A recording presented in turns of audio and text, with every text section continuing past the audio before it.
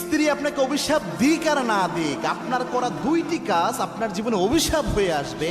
স্ত্রী যদি মুখ ফুটে অভিশাপ নাও দেয়, এক নাম্বার হচ্ছে আপনি যদি আপনার স্ত্রীকে এমন কষ্ট দেন, মানসিক কষ্ট, যেটা দিয়ে সে রাতের ঘুম হারাম হয়ে যায়, সে খাবার খেতে বসে তার গলা দিয়ে খাবার নামে না, একটা ভারী নিঃশ্বাস তার মধ্যে সবসময় কাজ করে, একটা ফাফর ভাব কাজ করে, এই যে দীর্ঘশ্বাস বান্দার, এটা কিন্তু আল্লাহ সহ্য করে না। মনে রাখবেন, বান্দা ভুলে যেতে পারে কিন্তু আরো সে আজিমের মালিক আল্লাহ ভুলে যায় না। এবং এটা কিন্তু জুলুম ভাই।